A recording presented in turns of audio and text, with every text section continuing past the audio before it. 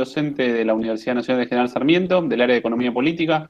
Mariano Arana y yo somos los dos de la Universidad Nacional de General Sarmiento y nos acompañan Magdalena Rúa y Estanislao Malik.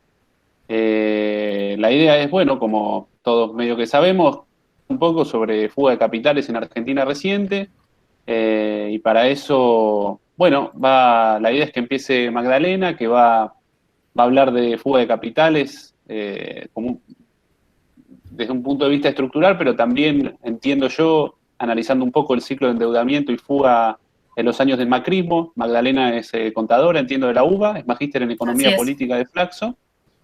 Después la idea sería que lo siga Mariano Arana. Mariano es economista y magíster en Economía Política de Flaxo también, pero viendo el problema de la fuga desde un punto de vista quizás no distinto, desde el lado del comercio exterior, la fuga asociada a los adelantos, a los pagos de importaciones, a las deudas vinculadas a las importaciones, a las exportaciones, el lado del comercio exterior de la fuga, digamos. Y después Estanislao Malik, que es economista, es director del Fondo Pellegrini, ¿no? Corregime, Tano, si me estoy equivocando. También, como comentó, es profesor en la Universidad de Quilmes. Y él nos va a estar hablando un poco, entiendo, de la dolarización de cartera de las empresas, puede ser, o desde la fuga desde ese punto de vista. Y bueno, la idea es que tengan 20 minutos cada uno y que después abramos un poco a preguntas, si les parece bien. ¿Qué tal, Mauro? Así que bueno, si te parece, Magdalena, arrancás vos. Muy bien. Bueno, muchas gracias a todos, a todas los presentes, las presentes. Y por la invitación, me parece que está buenísimo hacer esta actividad. Antes que nada quería decir que, bueno, es un día un poco triste para mí porque ayer falleció Horacio González y, bueno, era un muy querido compañero, referente del pensamiento nacional. Así que, bueno, espero que, solamente decir que espero que con esta actividad podamos rendirle, aunque sea de algún modo, homenaje a su compromiso. Bueno, para empezar, el fenómeno de la fuga de capitales podemos decir que se consolida con el proceso de mundialización financiera a nivel internacional, que en Argentina tiene su correlato con el patrón de acumulación basado en la valorización financiera, en los términos de Eduardo Basualdo, que fue instaurado por la dictadura cívico-militar, y desde ese momento la fuga de capitales se presenta de manera persistente en la economía argentina.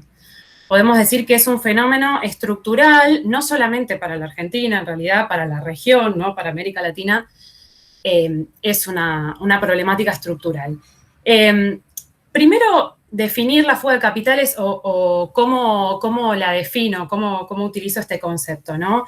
El concepto de fuga que empleo es un concepto amplio que abarca la porción de fuga lícita y la ilícita, ¿no? Hace referencia a la transferencia de moneda extranjera al exterior y a su atesoramiento fuera del circuito formal por parte de residentes. ¿Esto qué quiere decir? Que incluye la remisión de fondos al exterior por parte de residentes para realizar inversiones, ya sea inversión directa, inversión de cartera, y también incluye la tenencia de activos externos que permanecen dentro de las fronteras nacionales, pero fuera del circuito financiero formal, es decir, lo que está en cajas de seguridad o el dinero que está atesorado en los hogares, ¿no? Esta es una parte de la fuga de capitales que se origina, digamos, en la compra de moneda extranjera por parte de residentes y la posterior transferencia de estos capitales al exterior o la permanencia por fuera del circuito formal. Esa es una porción de la fuga y es la que permite ser estimada con mayor precisión, si se quiere, ¿no? Hay otra parte de la fuga que es la que se origina en maniobras de elusión fiscal internacional, evasión fiscal internacional, asociado a las empresas multinacionales o las empresas nacionales a través de las operaciones de comercio exterior y que constituyen también una fracción de la fuga de divisas. Y otra parte es la que está asociada a los flujos financieros, a otros flujos financieros ilícitos, ¿no? Más allá de los vinculados a la evasión y la elusión fiscal, otros flujos financieros ilícitos originados directamente en actividades ilícitas como narcotráfico, trata de personas, contrabando de armas, ¿sí? Esos flujos financieros ilícitos. Bueno, todo eso es lo que yo entiendo por fuga de capitales o cómo conceptualizo a la fuga de capitales. Teniendo en claro eso, me interesa resaltar que a contramano de la postura más ortodoxa, de la ortodoxia liberal, que entiende que la fuga de capitales es causada por factores coyunturales como la incertidumbre económica, la inestabilidad política, la fuga, en realidad, lo que estudiamos es que la fuga es una problemática de índole estructural. Hoy un amigo me mandaba, Marcelo Bruchansky, compañero del CCC, me mandaba un artículo de Infobae que se titulaba ¿Por qué el populismo hace que los pequeños ahorristas y los grandes ahorristas de América Latina busquen un refugio de dinero en otros países, ¿no? Bueno, a diferencia de esa postura que entiende que es la inestabilidad política o un modelo político, en realidad lo que vemos es que la fuga se manifiesta de manera persistente en la economía argentina, mantiene niveles muy elevados en distintas etapas políticas, en distintas etapas económicas, y no está mediada en lo fundamental por incertidumbre política o incertidumbre económica de carácter coyuntural, sino que es un fenómeno que se relaciona fundamentalmente con la estructura económica de los países periféricos, con el carácter dependiente, con el modo de acumulación de las élites, de la élite argentina, y la relación que hay entre el patrón de acumulación local y el patrón de acumulación internacional. Incluso lo que se puede ver es que la acumulación de riqueza a través de la fuga de capitales, la acumulación de riqueza offshore, no se detiene en épocas de prosperidad. Por el contrario, lo que vemos es que en épocas de crecimiento, la fuga acompaña ese ciclo de crecimiento en razón de un mayor aprovechamiento del excedente. Y en épocas de crisis también se agudiza, hay una aceleración de la fuga de capitales. Entonces, este fenómeno se presenta de manera persistente y la magnitud tan grande es la enorme magnitud de la fuga y la persistencia termina siendo muy perjudicial para la economía argentina, provoca múltiples efectos negativos, macroeconómicos negativos. Por un lado, teniendo en cuenta que la Argentina sufre recurrentemente estrangulamientos del sector externo, la fuga de divisas tiene un efecto muy negativo sobre la escasez de moneda extranjera, ¿no? Porque significa una perseverante salida de moneda extranjera, consume gran parte de los flujos financieros y comerciales externos, o sea, consume los flujos que ingresan, presiona de esa forma de manera persistente sobre el balance de pagos, sobre los ingresos de divisas en el balance de pagos y termina conformándose como una de las variables más perniciosas en momento de escasez. Y no solo eso, sino que también induce a provocar la restricción externa, ¿no? Termina significando una salida tan grande, cuando analizamos el balance de pagos y el balance cambiario, vemos que la fuga de capitales en los últimos 15 años representa el rubro más deficitario luego de las importaciones, ¿no? Entonces, de esta forma, se vuelve un condicionante del desarrollo económico, porque es una constante salida de divisas que consume gran parte de estos flujos financieros y comerciales que ingresan. Y además, como está también asociada al endeudamiento externo y por esta presión que ejerce sobre la balanza de pagos, provoca vulnerabilidad externa, volatilidad, crisis, ¿sí? Y también otro punto, afecta muy negativamente la estructura social, ¿no? Porque al estar asociada en muchos casos a la evasión y a la elusión fiscal, erosiona los recursos fiscales con los que cuenta el Estado para implementar la política pública. Entonces, de esa manera, repercute directamente sobre la recaudación tributaria y con los recursos con los que cuenta el Estado para redistribuir recursos, ¿no? Y también impacta de manera indirecta sobre la recaudación, porque al impactar sobre la inversión, al alterar el crecimiento económico, también impacta sobre la recaudación tributaria potencial, teniendo en cuenta que la recaudación en Argentina es procíclica, ¿no? Sigue la actividad económica. Y también afecta la estructura social porque impacta sobre la distribución de ingresos, porque esa rentabilidad la rentabilidad que generan estos activos acumulados en el exterior empeora la distribución de ingresos que existen entre los deciles más altos, los estratos de mayores ingresos y los estratos de menores ingresos, y esto termina ensanchando las brechas de desigualdad social, las brechas de género, también teniendo en cuenta que las mujeres están sobrerepresentadas en los estratos de menores ingresos, ¿no? Y otro punto importante es que también por estar tan vinculado con el endeudamiento externo, va obviamente a engrosar los stocks de deuda y implica una salida periódica de rentas de la inversión, ¿no? este es otro aspecto negativo de la fuga. Entonces, vemos que la deuda externa y la fuga de capitales a lo largo de la historia argentina, en el marco de los regímenes basados en la valorización financiera, presenta un vínculo simbiótico, el endeudamiento y la fuga, ¿sí? No así durante la gestión kirchnerista. Vemos que durante el patrón de acumulación de valorización financiera, ya sea el que va desde el 76 hasta el 2001 o el de el de la gestión de Cambiemos, desde diciembre de 2015 hasta 2019, en ese contexto hay un vínculo estrecho entre deuda y fuga. No así durante los gobiernos kirchneristas, que en ese caso se puso en marcha un proceso de desendeudamiento y en ese caso la fuga se financió con superávit, con reservas internacionales fundamentalmente, y se buscó restringir la fuga de divisas con medidas de restricción cambiaria y control de capitales, ¿no? Pero en el marco de los regímenes de valorización financiera, recurrentemente se han tomado instrumentos de deuda para poder financiar esta salida de divisas constante, ¿no?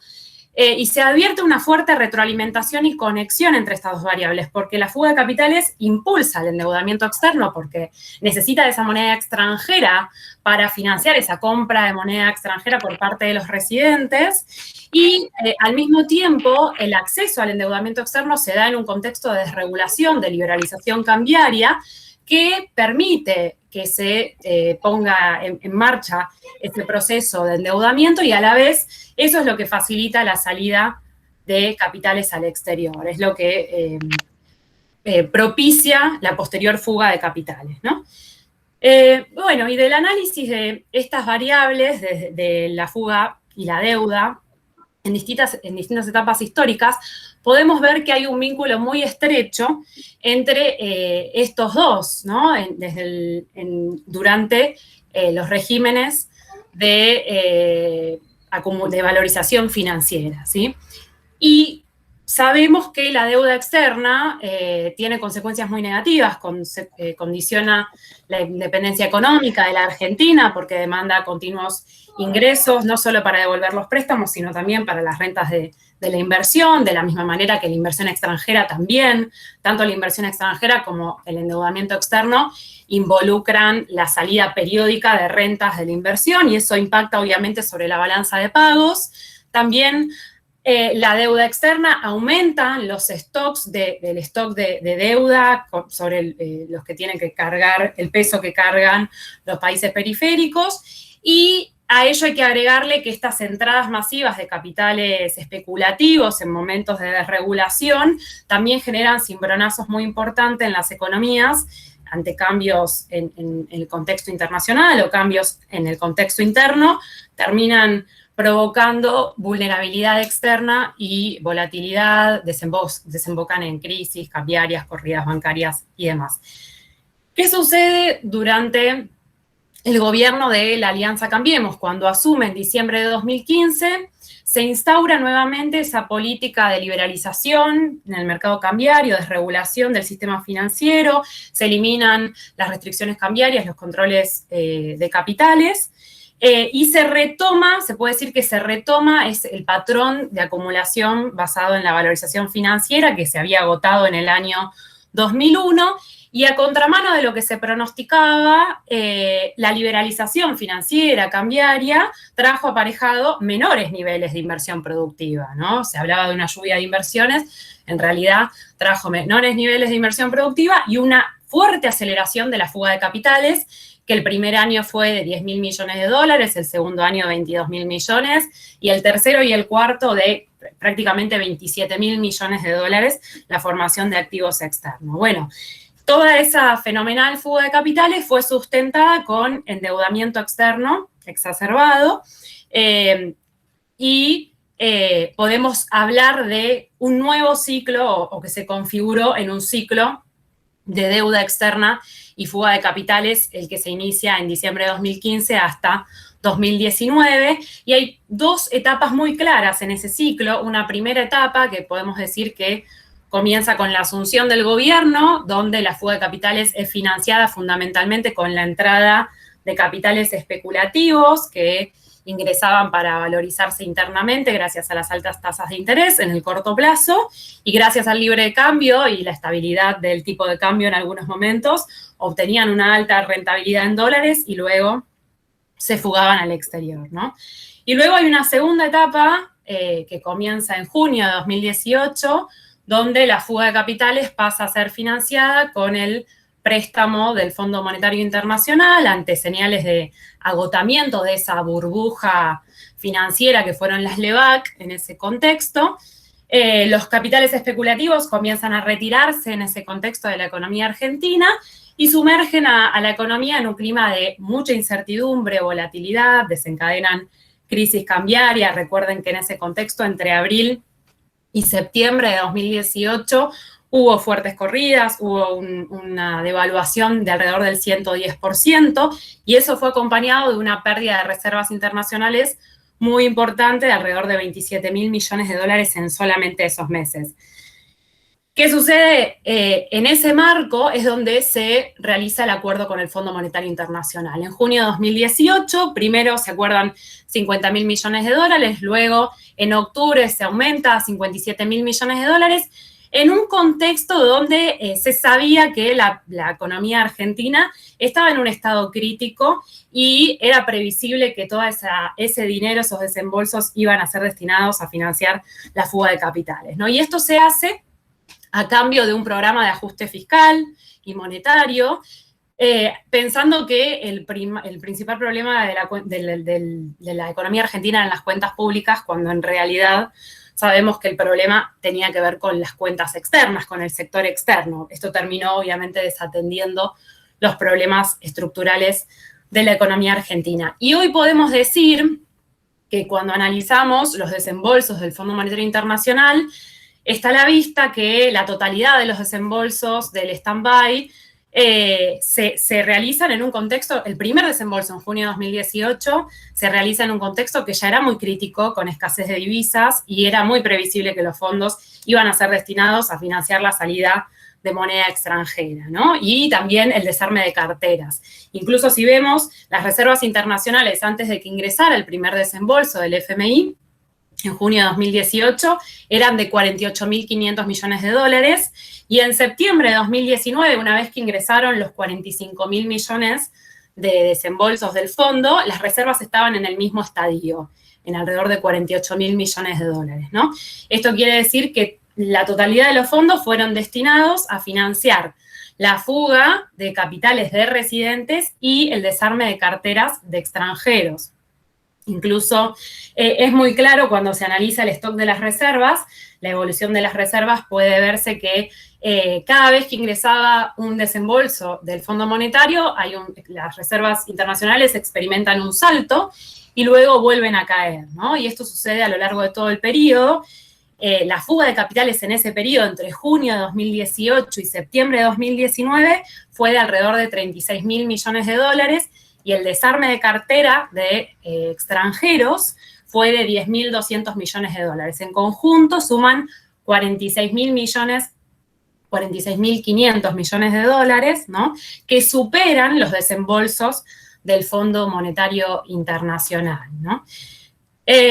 Bueno, y además, si analizamos las características del stand-by otorgado a la Argentina, también son características particulares, ¿no? Claramente el convenio constitutivo no imposibilitaba la transferencia de esos recursos. De todas maneras, el FMI mantuvo sus desembolsos y fue aceptando las sucesivas revisiones técnicas, y fue el mayor préstamo en la historia del organismo, como lo explica tan claramente Noemí Brenta. Además, el monto superaba para el caso de Argentina los límites a los que tenía acceso el país, y no cumplía con los criterios requeridos para acordar un préstamo de acceso excepcional. Incumplía 3 de los 4 requisitos para acordar el acceso excepcional, ¿no?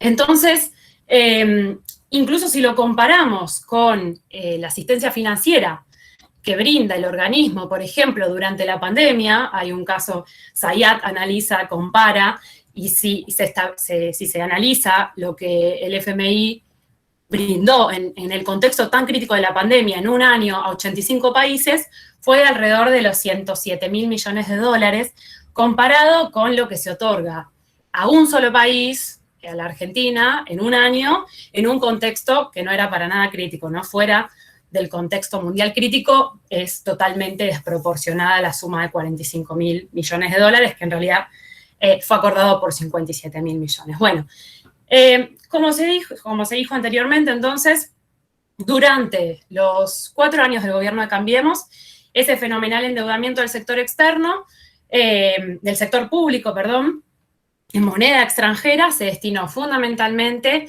a proveer las divisas necesarias para financiar la fuga, que en total la formación de activos externos fue de 88.000 millones de dólares.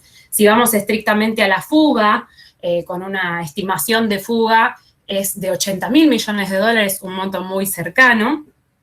Los intereses de deuda fueron de 40.700 millones de dólares y la remisión de utilidades e intereses también fue muy importante, de 7.400 millones de dólares. A ello fue destinado fundamentalmente el endeudamiento del sector público en moneda extranjera, ¿no? Y si estimamos con el método residual de la balanza de pagos, tomando en cuenta los datos de la balanza de pagos, es un método alternativo al método oficial, podemos decir que al año 2019 la fuga de capitales, el stock de fuga de capitales o el stock de activos externos acumulados desde 1970 hasta el año 2019 alcanza 431.000 millones de dólares. Esto quiere decir que la fuga ha crecido de manera exorbitante en esos últimos años. Durante la gestión de Cambiemos, en 2015 llegaba a 320.000 millones de dólares. Esto significa un crecimiento de 110.000 millones de dólares de acumulación del stock en solamente 4 años, ¿no? Bueno, ni hablar del crecimiento de la deuda pública. Bueno, la deuda pública pasó de representar el 52% del PBI en 2015 al 90% del PBI en 2019 y en moneda extranjera también crecieron de manera acelerada los vencimientos de deuda.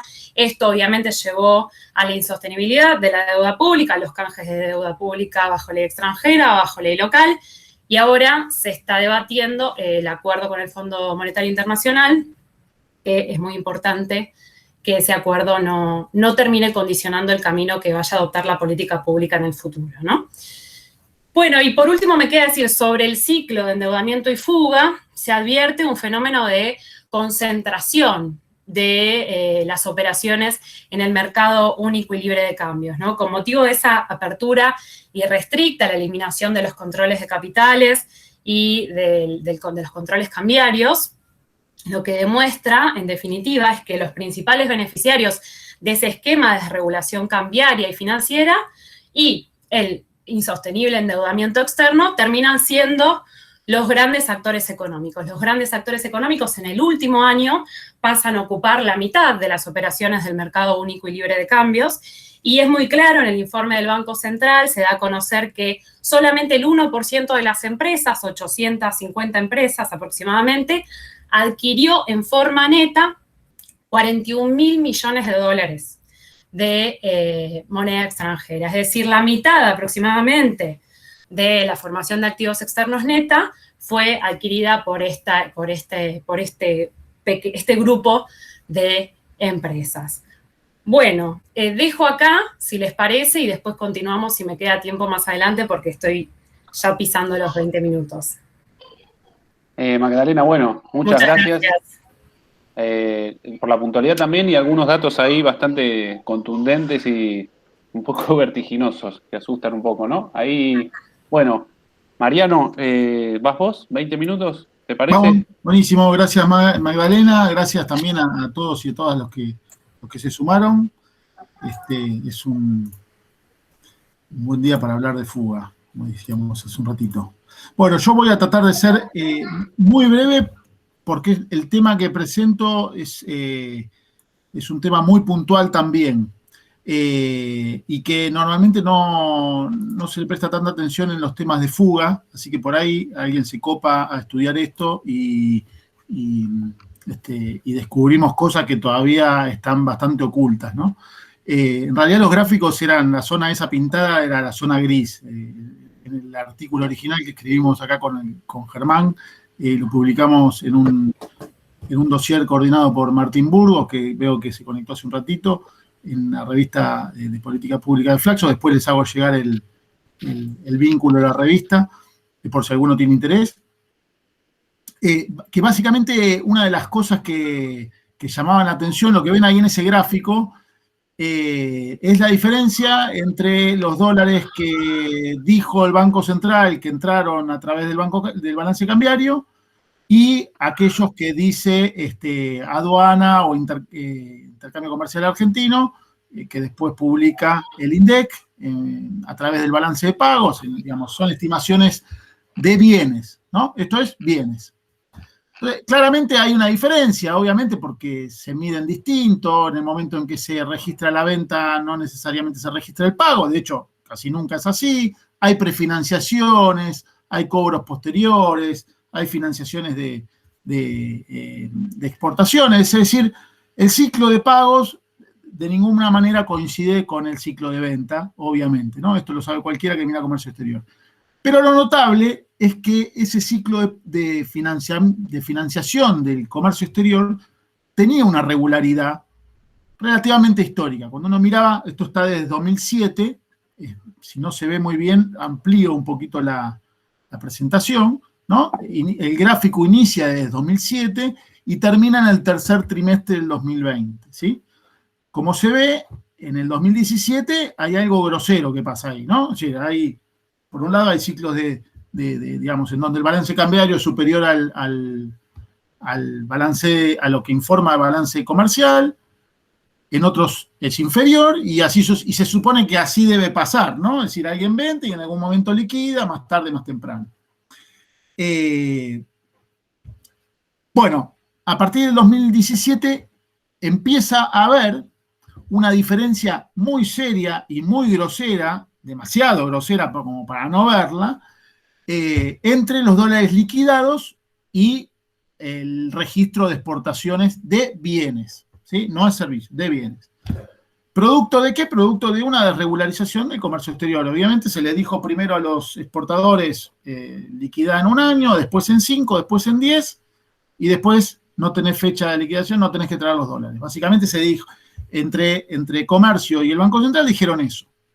El detalle de las regulaciones, todo eso está en el paper, si quieren verlo, están la desregulación completa para eso. A los exportadores se les dijo, podés hacer lo que quieras porque esto es un mercado libre único de cambios y es lo mismo que traiga que no traiga. Perfecto. Bueno, lo que pasó después de eso es que hay mucha gente que decidió dejar los dólares en el exterior. Mucha gente, obviamente, son compañías, estos son préstamos comerciales, digamos, son operaciones comerciales de bienes. Así que acá no estamos hablando llamativamente, principalmente de personas. Digo llamativamente porque la fuga hay una cuestión de personas físicas muy importante, sino que estos son personas jurídicas, típicamente. Entonces, después de esa desregulación, pasó esto, ¿no?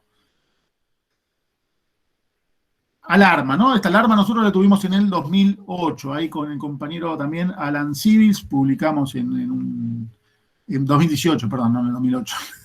No nos anticipamos tanto. Pero esto nos llamó mucho la atención. Entonces, por recomendación también, las redes sirven para eso. Un ex profesor mío, el compañero también, Hernán Soltz, digo compañero porque compartimos seguramente espacios en otros ámbitos, me dijo, che, pero fíjate con la SIMPO, porque eso normalmente se cancela, qué sé yo, obviamente, vamos a estudiar la SIMPO. Perfecto. Vamos a estudiar las importaciones y vemos que el ciclo de pago de la SIMPO es bastante distinto. Se puede evidenciar previo, fíjense, al 2016, algún ciclo de pagos, algún ciclo financiero, pero no es fácil de estimar. Y ahora voy a decir por qué no es fácil de estimar. Pero lo que sí se puede ver es otra grosería que ocurre acá. Esto es lo mismo, miramos lo que se informa por importación de bienes y servicios del balance cambiario respecto a lo que se informa a través de intercambio comercial argentino. Entonces es el mismo cálculo, pero para INPO. A diferencia, y en el sentido absolutamente contrario a lo que pasaba en las exportaciones, lo que pasó en las INPO es que entraron un montón de declaraciones de importaciones a través de aduana, etcétera, etcétera, muchísimas, y se pagaron pocas, básicamente a partir de la desregulación de las declaraciones juradas, principalmente. Que ya no tenían más carácter de declaración jurada, sino que eran informativas. Entonces alguien podía hacer algún chanchullo y no quedar demasiado pegado, digamos, ¿no? Es decir, esto pasó y es muy claro a partir del, principalmente después de mitad de año de 2016. Esta desregulación. Pero claro, cuando ocurre esto, fíjense lo que pasa con el balance, las diferencias de balance cambiario y balance comercial. Esto de bienes, de nuevo, repito. Hay una acumulación de deudas por importaciones que lo muestra la zona verde pintada. El área pintada muestra la acumulación de deudas. Cuando está por arriba de cero es deuda externa, privada. Cuando está por debajo de cero es desendeudamiento, ¿no? Fíjense que en el saldo da una acumulación importante, pero sobre todo ocurre después del 2016, inicio del 2017. Esto es de nuevo, insisto, una grosería. Es como, che, hay algo acá con muchos dólares, no son 2 mangos con 50, es mucha guita, de la cual el Estado, el Banco Central, ¿no? Y, si uno quiere, las cuentas públicas, dan cuenta en términos agregados. Pero, ¿qué pasa? Cuando uno quiere hacer doble clic acá y decir, che, ¿qué onda con estas deudas privadas? Con la parte comercial, mostrame. No me meto con el tema del Tano, que es cartera, ¿no? Acá Tano, esto no es cartera. Esto, algo con estos dólares alguien hace, digamos, ¿no? Así que en algún lado van a parar, pero en principio son excedentes, o mejor dicho, saldos de transacciones comerciales. Y cuando vas a hacer doble clic, claro, resulta que en 2017 no hay más informe de deuda privada. El Banco Central dejó de publicar el informe de deuda privada hasta 2017. Entonces, no se sabe, básicamente, ¿no? Eso es otra grosería. Es decir, tenemos una grosería importante de la cual hay que dar cuenta. Sin embargo, el Estado en ese momento dijo, yo me desentiendo de este problema, no informo, básicamente, ¿no? Y eso, la verdad que es un poquito frustrante, pero al mismo tiempo nos estimuló a investigar un poquito más y decir, che, acá hay cosas que son muy fuleras y cosas que no representan 2 mangos con 50 para la economía argentina y que tienen que ver con la capacidad de acumular o no dólares. Perfecto, uno podría decir, bueno, che, qué bien el sector externo argentino que puede endeudarse con importaciones casi, en algún momento parecía era ilimitado, ¿no? Cada vez más, ¿no? Esto es deuda comercial y los importadores pueden importar y le dan crédito, le dan pedal. Y esto pasa, encima, de manera muy acelerada, con crisis cambiarias. Qué fenómeno el resto del mundo que confía tanto en nosotros que con crisis cambiaria nos regalan un montón de dólares para que nosotros importemos, ¿no? Hay algo raro, ¿no? Como que no suena demasiado la cuestión, no parece demasiado lógico, ¿no? Tuvimos como 4 crisis cambiarias, 3 por lo menos muy fuertes durante el ciclo político de Cambiemos, y de repente la deuda externa privada se duplica, la comercial se duplica, ¿sí? Cuando uno abre los datos, encuentra que la deuda privada comercial se duplica. Le digo los datos, perdón, así se hace una referencia. En diciembre del 2016 se debían por créditos y anticipos comerciales 14.853 millones de dólares y en diciembre del 2019 27.719 millones de dólares. O sea, es un fangote de plata. Pero también otro hecho relevante, que es entre el primer trimestre del 2016 y el tercero del 2019, se acumulan deudas neteadas. O sea, si uno agarra y dice, bueno, vamos al gráfico anterior un segundo. ¿Esto qué es? Estos son dólares que obtienen los exportadores y dejan afuera, ¿sí? Es decir, que no los ingresaron al menos. ¿Está bien? Declararon, vendimos 10, pero cobramos 2 en Argentina. El resto está afuera, ¿no? Es un crédito, ¿no? Acá son acreedores. Los exportadores argentinos son acreedores. Esto es una deuda. Esto es, compramos 10, pero pagamos 2, ¿no? Si hubiese sido tan simétrico como el ejemplo que les pongo, debemos 0. Pero bueno, no fue simétrico, porque el crédito por esta chanchada, digamos, y las deudas por esta otra chanchada, dan un acumulado de 29.000 millones de dólares de deuda. El cálculo no es exacto. Acá, obviamente, la primera objeción es, pero pará, estás midiendo mercado cambiario con aduana, FOB, o sea, hay un montón de cosas, fletes, hay un montón de cosas que hacen que el cálculo nunca pueda ser exacto. Obviamente, nunca es exacto. Pero la tendencia debería ir o debería acompañar, o uno debería evidenciar un ciclo de pagos y cobros, más o menos, y eso es lo que no pasa. En este momento se rompe. Entonces, para tener una idea de magnitud, 29.000 millones de deuda por importaciones que alguien acumuló en Argentina, ¿no? En este periodo. Si uno lo cancela con las EPO, porque también lo que se decía es, pero mirá, los automotrices son empresas globalizadas, pagan insumos, si dejan la plata afuera, pagan con ello. Genial, perfecto. Me faltan 29. O sea, eso cancelaron una parte. Faltan 29.000 millones. No funciona así el capitalismo argentino, digamos. No, hay alguien que se endeudó por 29 y eso lo tenemos, está en stock. Y cuando uno ve qué pasa con las deudas comerciales después de las regulaciones cambiarias, se reducen de manera muy acelerada. Entonces ahí se dieron cuenta todas, las consultoras, todos estaban diciendo lo mismo. Hay pago anticipado de importaciones, en un periodo recesivo, pandemia, explosión, crisis cambiaria, toda la historia, de repente anticipamos importaciones, no era el grueso, y hay aceleración de pagos de deudas comerciales, principalmente. ¿Por qué razón? Bueno, cuando se publica, hasta acá me hicieron, ¿no? Entonces, hay un agujero fenomenal. Nos endeudamos por vía comercial, sector privado, corporativo, ¿sí? En un más menos 5, pónganle, 29. Más menos 5, 29. Viene la crisis cambiaria de las PASO, y posterior cepo de 10.000 y cepo de 200, ¿no? Tenemos un mercado paralelo que empieza a crecer, una volatilidad fenomenal del tipo de cambio, etcétera, etcétera, del paralelo. Vuelven las regulaciones, fíjense en el gráfico, es muy claro, cuando vuelven las regulaciones, la cosa se plancha. Esta zona verde, en cualquiera de los dos ámbitos, se reduce. Es decir, que había algo que no iba.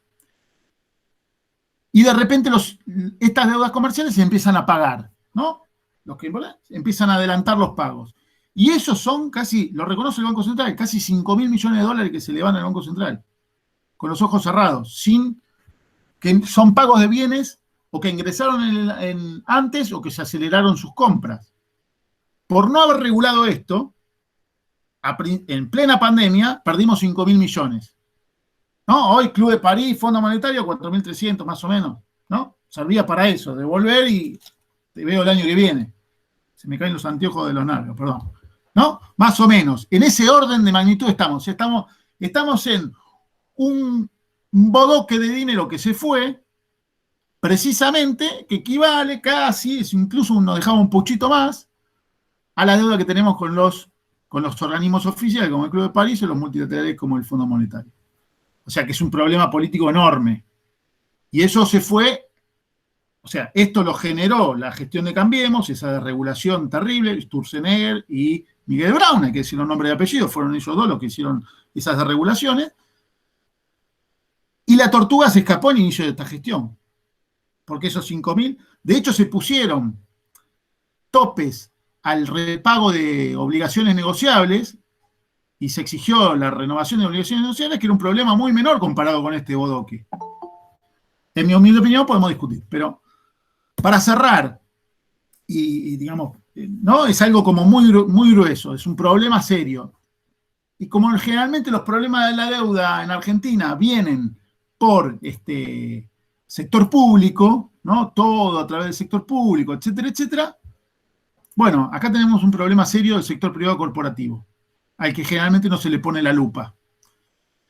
Algo muy notable, cuando empezaron a publicar los informes, que son encuestas, o sea, ni siquiera son informes contables con rigor de auditoría, digamos, ¿no? Pero son encuestas. Generalmente, el 40% de la actividad comercial, de la deuda externa privada, es con empresas relacionadas. Uno puede decir intragrupo o similar. El 40%. En comercio, Es el 57%, el último dato disponible que yo por lo menos consulté, por ahí está el último informe, capaz que cambia un poco. En comercio es el 57%, es un montón de dinero que las empresas se deben a sí mismas. Y que cuando uno mira esto, dicen, claro, manejan las deudas intragrupo, como se les cante, y a contrapelo, a contramano del ciclo político, de las regulaciones, hay algo ahí que genera un problema serio. Se fueron 5.000 millones que se necesitaban este año de un plumazo por no regular bien, digamos. Y se estableció una deuda fenomenal del orden tan desestabilizador como de cerca de más de 29.000 millones, probablemente, por desregular. Entonces hay algo que hacer ahí, efectivamente, eso es lo que nosotros pedimos con Germán, obviamente con información muy limitada, porque fíjense que aparte el Estado en un momento dejó de pedir información, se desentendió, dice llanamente durante la gestión de Cambiemos, particularmente con las desregulaciones de Federico Sturzenegger y Miguel Brown. Último dato que lo digo para que se entienda que esto tiene un ámbito que hay mucha tela para cortar y mucho para investigar en ese sentido, que es que las deudas comerciales por comercio de servicios intragrupo son cerca del 75%. Fíjense esas curvas que están ahí, ¿no? Servicios del eje derecho, exportaciones eje derecho, importaciones del eje izquierdo. Lo que sucede después de las regulaciones, de la vuelta a las regulaciones en 2019, fines de 2019, es que se empiezan a adelantar pago de importaciones y de prefinanciación de exportaciones en la parte de bienes. Lo que está registrado en aduanas, lo que estuvo registrado en aduanas se empieza a cancelar, se adelanta. Pero en servicios ocurre la inversa, ocurre lo contrario. Es algo muy notable. ¿Cómo en servicios ocurre lo contrario? ¿Cómo servicios aumenta su deuda externa cuando el resto del comercio, que es bienes, se desendeuda? Es algo muy raro. Bueno, hay una explicación tentativa de esta otra chanchada que aparece acá, porque eso es algo muy raro, porque si se desendeudan, no tiene mucho sentido que lo hagan algunos y otros no, digamos, o servicios y bienes, ¿qué lógica hay ahí atrás? Bueno, en servicios, el 75% de las deudas son intragrupo o con empresas relacionadas, porque ahí hay que ver puntualmente los datos concretos de la encuesta, a las cuales yo no tengo acceso. Pero sí el Banco Central informa empresas relacionadas. Entonces, el comercio de servicios, el 75% es con empresas relacionadas. Bueno, evidentemente, acá hacen literalmente cualquier cosa, ¿no? Es decir, se emite deuda desconectada del ciclo económico, desconectada de las regulaciones, o mejor dicho, tienen alguna relación con las regulaciones, pero no con el ciclo, ¿no? O sea, hay algo con las regulaciones que hay que hacer ahí. ¿Por qué digo esto? Os señalamos, digamos, alertamos que hay un desafío efectivamente para la política económica, porque en un escenario de tipos de cambio múltiples, crisis cambiarias, renegociación de deuda con privados, acuérdense que hasta el día anterior BlackRock nos iba a romper al medio a todos, y pandemia, ocurren cosas como esta. Ocurre que hay un sector de la economía que se endeuda externamente y alguien le presta. Y lógico, alguien le presta porque es el 75% son empresas relacionadas. ¿Con qué finalidad se le presta servicios? Porque las empresas argentinas están cayendo más que en el resto. ¿Cómo es que hay exportadores e importadores que logran desendeudarse teniendo un 57% de las deudas comerciales? Acuérdense que una cosa, último dato que tiro hoy, el grueso de las deudas comerciales por importaciones es de corto plazo, es en menos de 6 meses. Entonces, si alguien quiere, y el Banco Central se tiene que volver loco para autorizar si se quieren ir todos.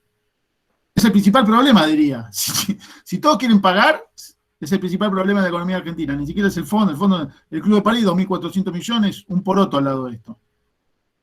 ¿No? Pero bueno, es un tema, me parece que estaba bueno, entre otras cosas que escribimos con Germán, ahí está el texto, es un poquito más extenso, que me parece que vale la pena darle un poco más de bolilla, en los problemas de la restricción externa y el endeudamiento, con una mirada hacia lo que hacen las personas jurídicas principalmente.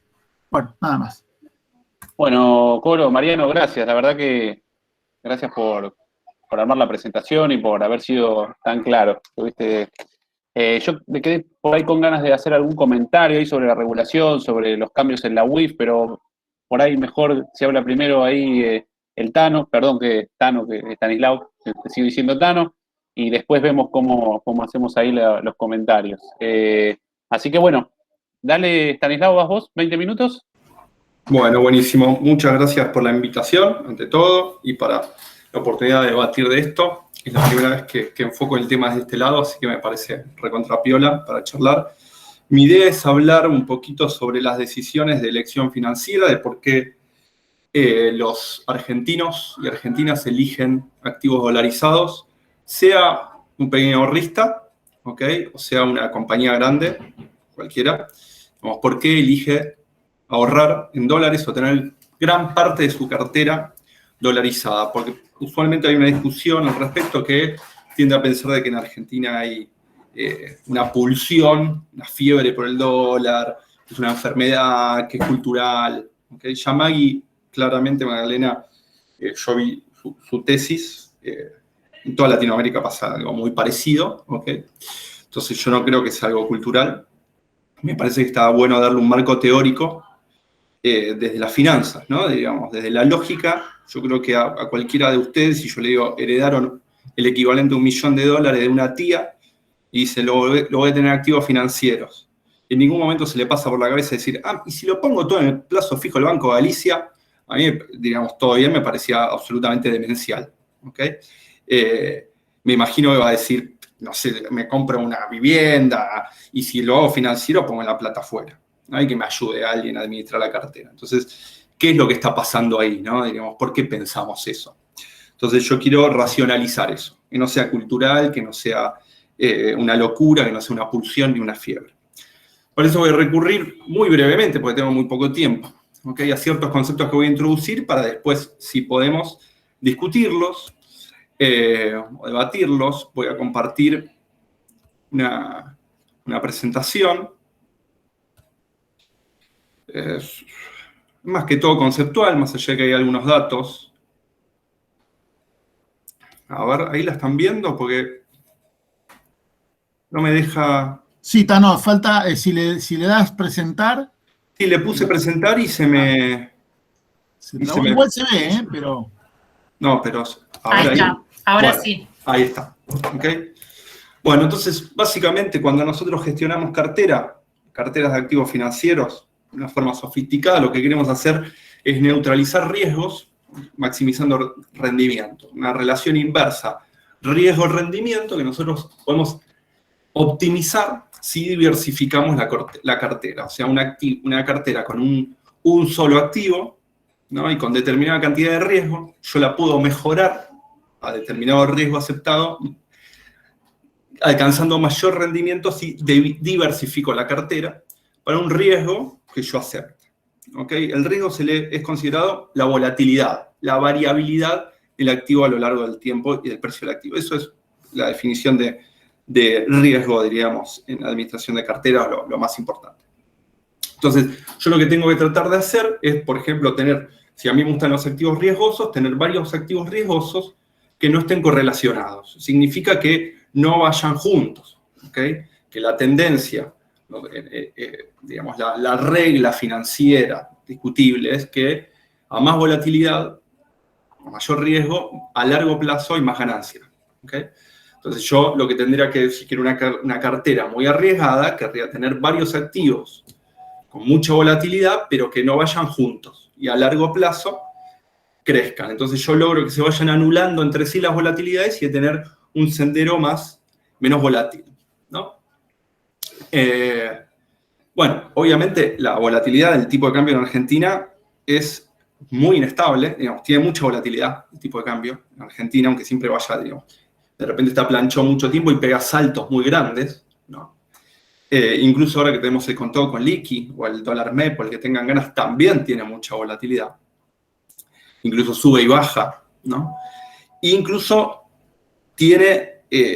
no es volátil de una forma constante. Si pensamos en la segunda derivada, diríamos, hay momentos donde tiene baja volatilidad y de repente pega saltos enormes.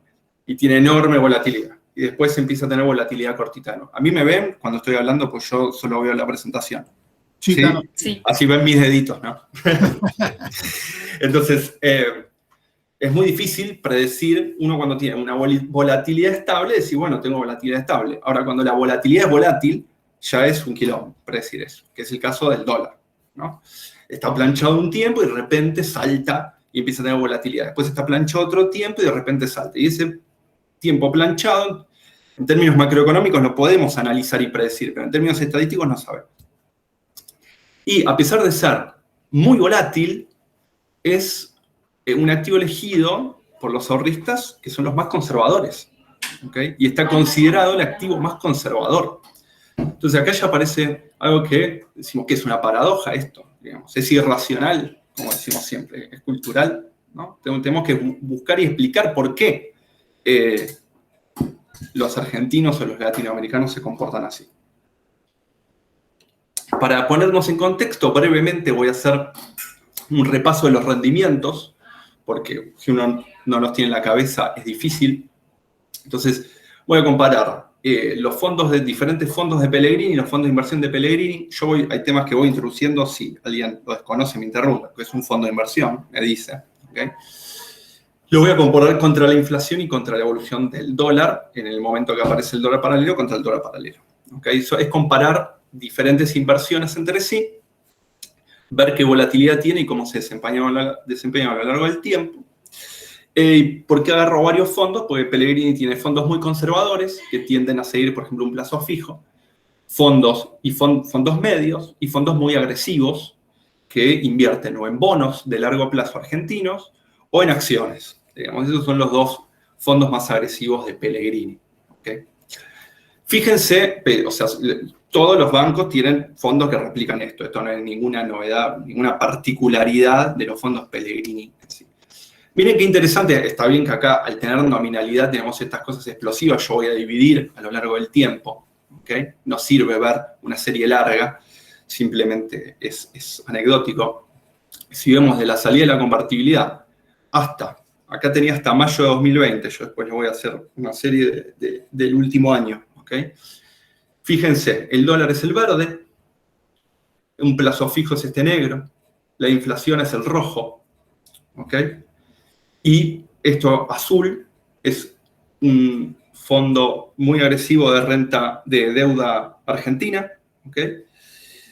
Y este que aparece en azul por acá es un fondo de acciones, ¿ok? Entonces, acá lo que es notable es primero que el dólar estuvo planchado por bastante tiempo.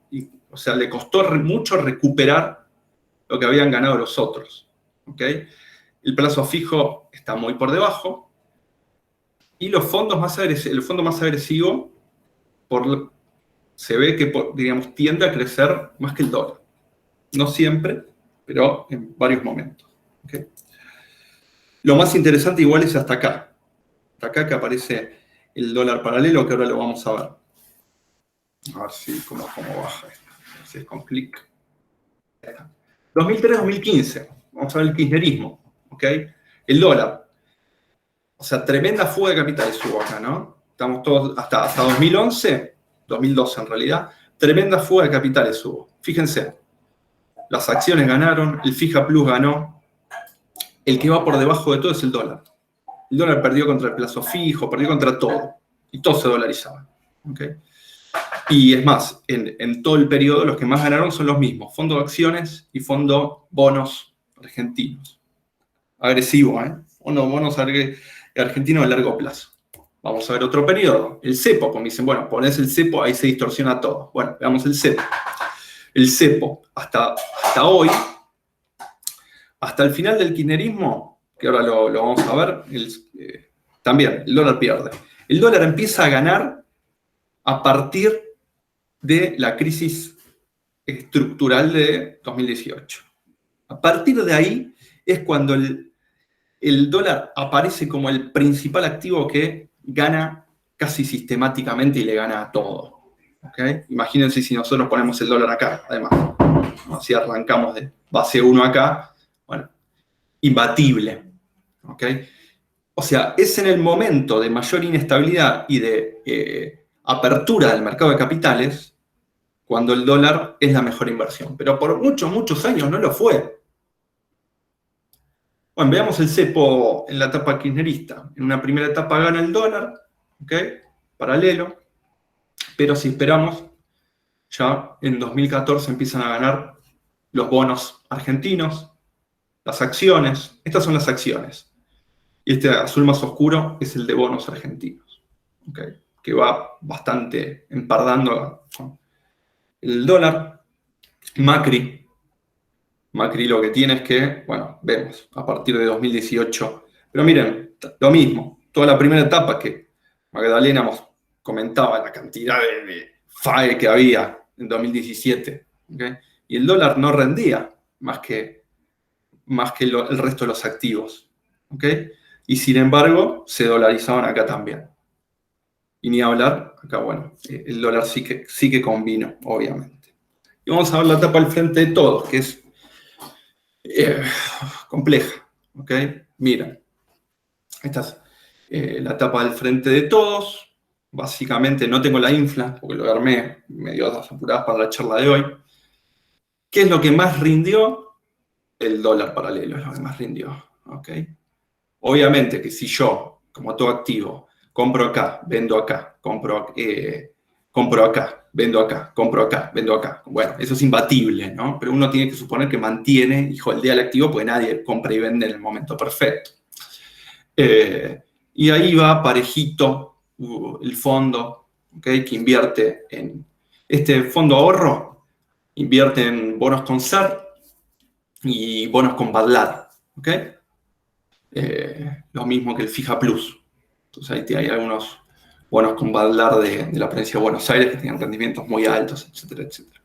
En toda esta etapa no es, digamos, la verdad que el dólar tuvo, pero fíjense, tiene una volatilidad muy alta.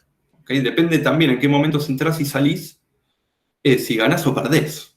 Si vos compraste dólar acá y hoy estás acá todavía, no recuperaste con una inflación acumulada importante. El dólar es muy volátil. Bueno, eso solo para darles un marco de tener una idea, ¿no? Para saber de qué estamos hablando. Entonces, lo que les decía, la conclusión de esto es, en todo el periodo la dolarización fue constante, salvo cuando hubo control de cambio. ¿Cómo puedo explicar esto? Bueno, entonces, cuando voy a armar una cartera hay más preguntas que van más allá de la volatilidad. ¿Ok? Entonces, vamos a profundizar en esas preguntas. Va a ser todo muy superficial porque tenemos muy poco tiempo. Son solo disparadores. Primero, ¿a qué actividad me dedico? Para saber qué necesito tener como activos financieros, ¿no? Depende de la actividad que yo me dedica, si voy a querer riesgo cambiario en el balance o no, o voy a tener riesgo macro de las devaluaciones. Esto es sumamente importante. Vamos con lo primero, riesgo cambiario en el balance. Esto se vio, por ejemplo, el año pasado, ¿no? Donde yo tenía un crawling peg que iba al 40%, el tipo de cambio, y las tasas de financiamiento que eran del 22%. ¿No? Bueno, ahí directamente no hay ninguna discusión. Hay que ser racional para, por ejemplo, vender exportación el año pasado. Nadie en su sano juicio, al menos que esté recontraapretado, iba a vender 2 porotos de soja mientras pudiera acopiarlo, porque le estaban financiando la cosecha, la siembra, a una tasa del 24%. Incluso el Banco Provincia sacó préstamos al 0 de tasa. Bueno, con un crawling peg que va al 40%, no hay nada que discutir. Dolarizás tu balance, ¿no? Es más amplio que la cartera, perdón. Y después tenemos algo que es importantísimo, ¿ok? Todos los que tenemos actividades en la Argentina, o sea, que tenemos actividades en pesos vinculadas a la economía interna, que es casi toda la Argentina, ¿ok? Todos los asalariados, para empezar, tenemos que buscar un activo que correlacione de forma inversa con la actividad económica. Un seguro, para saber que cuando mi sueldo baja, mi cartera financiera sube. que cuando me caen las ventas, mi cartera financiera sube. Eso si yo quiero ser un tipo conservador. ¿Cuál es creo que acá estamos todos de acuerdo en esto, cuál es el activo financiero por excelencia que correlaciona de forma inversa con las crisis estructurales en Argentina? El dólar, porque todas las crisis son cambiarias, o por lo menos la gran parte de ellas, ¿no? Entonces, si yo quiero asegurarme que si hay una crisis en la Argentina, cae mi salario, cae mis ventas, cae lo que sea, en mi facturación, yo tener una cartera financiera que me contrapese, y lo que tengo que hacer es tener una cartera dolarizada. Es básico, ¿ok? No hay nada irracional ahí. Es matemático. Y después tenemos otro tema, que es saber en qué moneda vamos a evaluar esa cartera. Si ya no estamos hablando de la actividad económica, etcétera, ahora lo vamos a hablar, en qué moneda evalúo mi cartera. Y después, ¿qué alternativas de inversión tengo? Bueno, ¿a qué actividad me dedico? Ya estuve hablando un poco. Digamos, cada negocio tiene una determinada composición de activos y pasivos que no siempre el sistema financiero argentino le brinda como alternativa, ¿ok? Para mí, lo más claro es el tema del dólar link, como les comentaba recién, ¿no? Diríamos, si yo soy un exportador y el dólar va a 40, el Crowley-Peg, ni siquiera estoy hablando del paralelo, el oficial, va a 40, me prestan a 24 o a 0. E incluso cuando yo liquido, no puedo ponerlo eso en un activo que sí siga el tipo de cambio, y bueno, dolarizo mi balance a través de quedarme con los activos dolarizados que son los exportables, ¿no? Acumulando stock. Ahí tenemos un tema que me parece que da para otra charla, pero es la capacidad de construir una moneda que no es simplemente que haya pocos pesos a la ortodoxa, o subir la tasa a la heterodoxa, o estabilizar el tipo de cambio. Es que el peso sea una construcción institucional que te permita un montón de actividades y el buen funcionamiento económico, y no hablo en cuanto a la estabilidad. Si yo no tengo activos que ajustan por ser, si yo no tengo activos que ajustan por dólar link, si yo no puedo ahorrar en un activo que siga el precio de la vivienda, por ejemplo. Y bueno, la verdad que cada vez que el Banco Central o quien sea no genera esos productos, le va quitando espacio y potencia al peso. ¿Okay? Ahí ya me fui un poquito del objetivo particular de la charla, pero si vos no tenés activos financieros en pesos que te permitan diversificar la cartera o manejar esos riesgos, bueno, nada, caes en el dólar. Y bueno, lo que acá repetí, lo mismo, que el dólar es el que más correlaciona de forma inversa con el riesgo macro. Y después está en qué evalúo. Esto es sumamente importante, porque para medir la volatilidad, yo necesito decir, digamos, medir, ¿ok? Y se mide en función de una unidad de medida que es una moneda. Y ahí la pregunta es el dólar volátil? Y yo diría que el dólar no es volátil. Lo que es volátil es el peso, ¿no? Eso es una discusión válida. Para mí lo que es volátil es el peso. ¿Okay? Si decido por mi pertenencia, digo, bueno, son los pesos.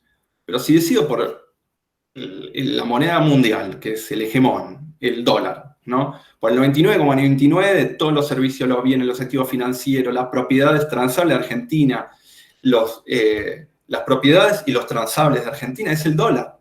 ¿Okay? Lo que mide el mundo es el dólar, no es el peso. Nos encantaría que sea el peso, pero lo que mide al planeta es el dólar, ¿no?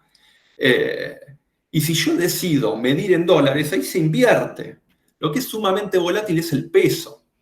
¿Okay? Entonces yo digo, bueno, voy a ser conservador, voy a tener activos poco volátiles. Si decido tener activos poco volátiles, decido tener activos en dólares, no solo dólares, activos en dólares. Puedo tener depósitos en un banco extranjero, puedo tener propiedades en dólares, puedo tener acciones en el extranjero, CDRs, infinito punto rojo, que son todos los activos financieros que me permite a un grande, ¿okay? Dolarizar su cartera y llevarla a un centro financiero internacional, que no es tan complicado. En invertir online lo haces. O sea, y en el caso de que yo me guste la volatilidad y me guste el riesgo, ¿okay? Bueno, a mí, por ejemplo, me gusta la volatilidad y me gusta el riesgo. De una cartera que yo la mido en dólares, no la digo dolarizada, la mido en dólares, una cartera global, volátil y riesgosa. ¿Cuánto le voy a otorgar a tasa en pesos, a un plazo fijo o bono argentino? No sé, 5% de la cartera, con toda la furia, 10% de la cartera, y ya me van a decir qué sentido tiene si ese no es el peso de los activos financieros argentinos en el planeta. ¿No? ¿Por qué le voy a dar un 10% de activos argentinos? Bueno, simplemente porque soy argentino, diríamos, pero no hay otra explicación. Entonces, yo no veo una razón de fuerza de por qué los argentinos tendríamos que tener activos en pesos. Es muy polémico, me parece. O sea, es para discutirlo. Uno dice, bueno, yo gano en pesos, sí, pero cada vez que hay una devaluación, me haces pelota todos mis activos, mi cartera y además mi actividad, lo corriente, ¿no? Acá estoy metiendo un montón de temas uno tras otro, así que disculpen si no soy muy ordenado, pero tenemos poquito tiempo. Como último tema que me gusta introducir es lo que usualmente se esgrime como la principal forma que tiene un gobierno para evitar que se dolaricen las carteras. Y esa es la tasa en pesos. ¿Okay? La tasa y la expectativa de evaluación, si queremos complejizarlo un poquito más, pero a grandes rasgos la tasa. Eso uno agarra cualquier manual de macroeconomía y te dice, subí la tasa y todos los activos van a ir a tu moneda. ¿Okay? No estoy discutiendo de los fondos globales, porque no invierten acá, sino simplemente del caso de los argentinos. Muchas veces cuando se discute eso se olvida que, más allá de que yo soy escéptico de la capacidad de la tasa en pesos de atraer fondos globales, que muchas veces cuando dicen la tasa desestimula la dolarización, la FAE, ni los manuales dicen eso. Los manuales lo que dicen que el neto, o sea, que vos vas a traer una porción de infinitos capitales que hay en el resto del mundo que van a venir a la Argentina. No dice que desestimula la FAE. O sea, si vos considerás que tus agentes se mueven como los agentes globalizados en general, también va a ser esa pequeña porción de las carteras mundiales que se va a quedar acá. Hola. Pero no vas a, en ningún momento, digamos, la teoría así básica dice que vas a pasar de una dolarización del 80% del excedente al 40%. ¿No? Por lo menos así la entiendo yo, la teoría de la paridad de tasas. ¿Cuáles son los efectos que hacen las tasas cuando subo la tasa? ¿No? Porque muchas veces las respuestas es, suban la tasa, yo lo escucho mucho eso. Y ahí aparecen dos cosas, lo dicen, por ejemplo, en Brasil lo solucionaron subiendo la tasa. Lo primero que me gusta a mí destacar, no vamos a tener tiempo para hablar profundamente de esto, es que la tasa en Argentina es un concepto bastante amplio, ¿no? Porque tenemos una tasa de referencia, el 38%, si quieres sacar un crédito personal, va del 70% al 100%, y de repente los cheques de pago diferido están pagando 26%. O sea, hay una dispersión enorme, ¿no? en las tasas en Argentina. No solo entre activas y pasivas, sino que un ahorrista tiene acceso a determinada tasa, los grandes fondos tienen acceso a otra tasa, no sé, el agro para financiarse tiene acceso a otra tasa. Entonces, es decir, la tasa a mí ya me hace un poco de ruido. Pero vamos a dividir a grandes rasgos. Supongamos que subiendo la tasa, ¿okay? Yo logro subir mucho las tasas activas, que son las tasas a las cuales se endeudan las empresas y los individuos. Bueno, esto sí puede llegar a generar un ingreso de divisas. ¿Okay? Ingreso de divisas, no una no dolarización.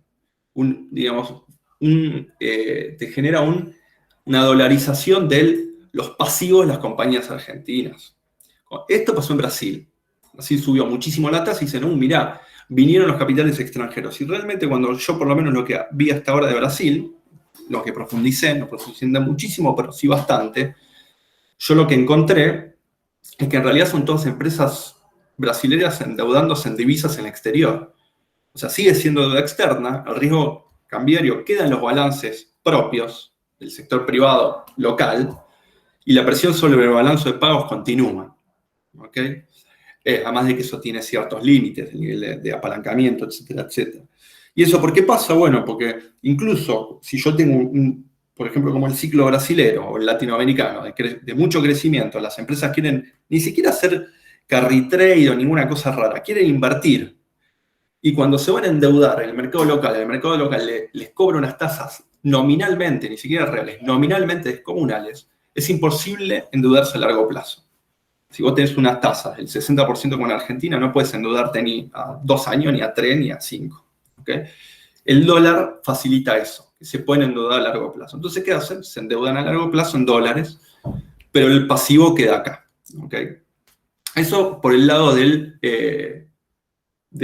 rol de las tasas activas. Después las tasas pasivas, que también es la que se le dedica mucho, bueno, hipotéticamente estimulan la especificación de depósitos. Eso hay que discutirlo.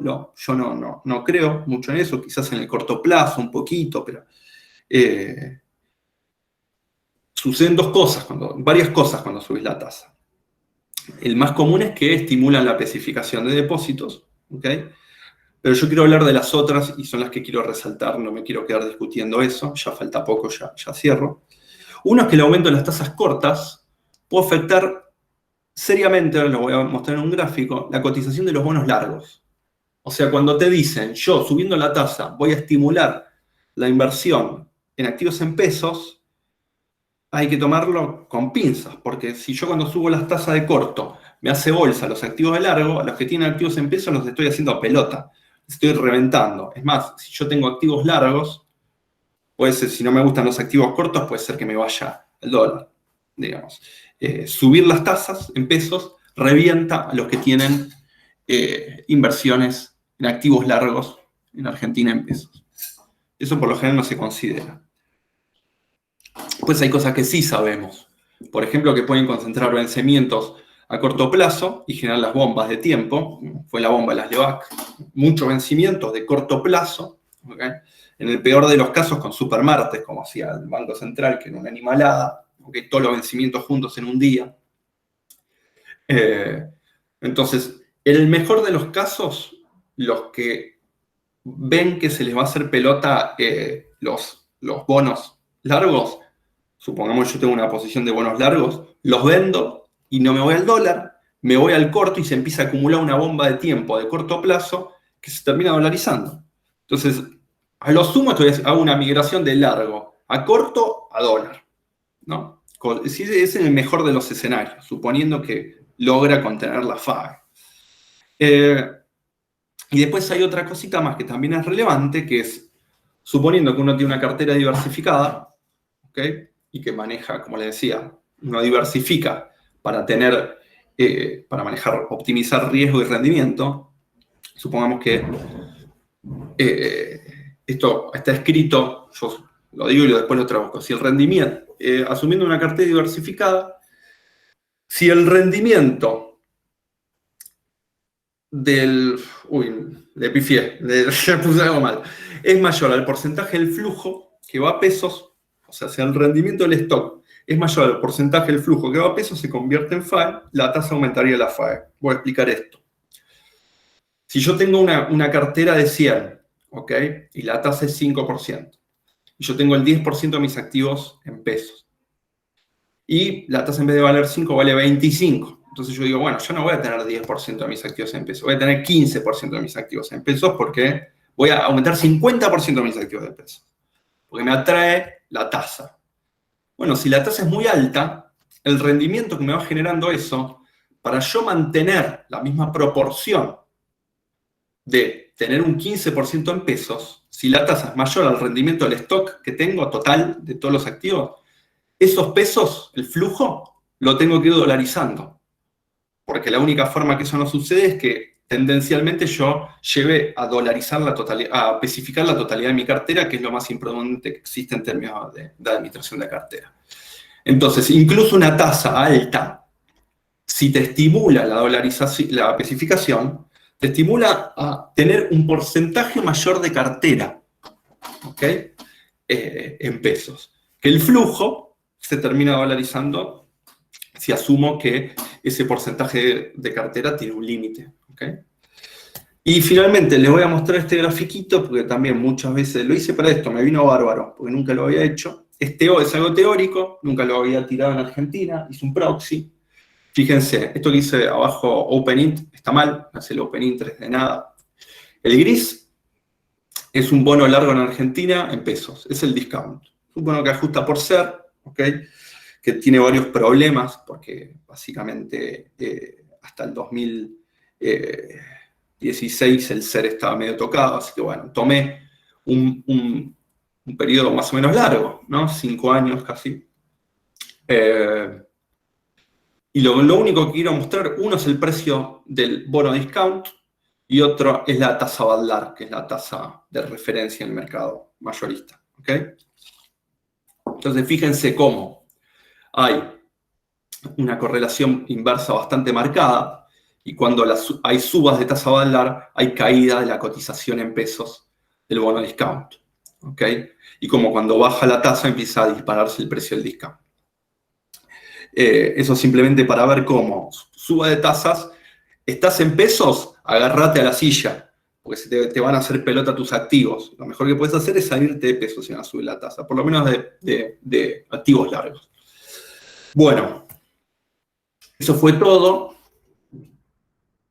No sé si me extendí un poco más, porque no veía no veía el relojito, creo que 25 minutos.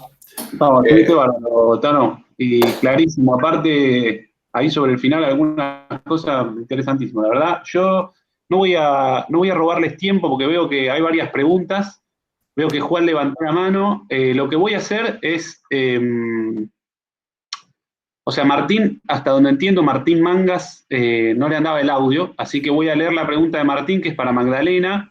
Ahí Pablo levantó la mano, Juan la había levantado antes. Si les parece, vamos a hacer así, voy a leer la pregunta de Martín, vamos con Juan y con Pablo, y después volvemos, o sea, ustedes, Magdalena, Tano y Colo, responden, y después hacemos otra ronda de preguntas. Martín dice, pregunta para Magdalena, el anuncio del G7 de impuesto global del 15%, pese a ser todavía un anuncio y poca cosa.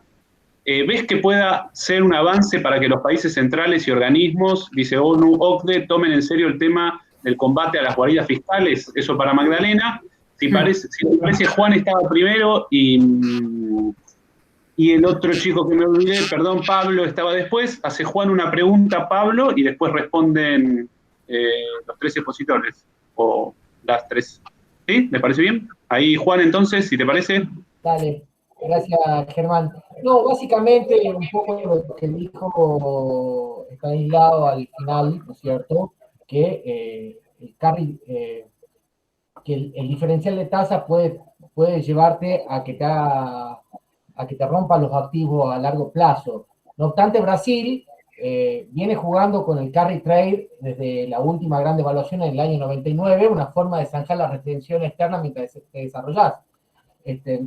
¿No sería posible, Estanislao, básicamente desarrollar algún tipo de mecanismo para que haya un diferencial de tasas, para que ingresen más dólares de los que salen, para estimular a que los argentinos ahorren en pesos convenientemente antes que salir a decir no tengamos las tasas planchadas? Porque en el último lapso del kirchnerismo, donde las tasas eran negativas, cuando estaba Banoli de presidente del Banco Central, se siguieron formando, a pesar del cepo, todo, se siguieron formando, jugando divisas, o sea, jugando, o no entraban, ¿no es cierto? Porque era la traba del cepo era una puerta te traba la entrada, pero te traba la salida, te traba la entrada, y se sigue, hay mecanismos, ¿no es cierto?, que han declarado legales, por ejemplo, el contado con liqui, para formar activos en el exterior, ¿no? Y también hay un tema que se habla poco,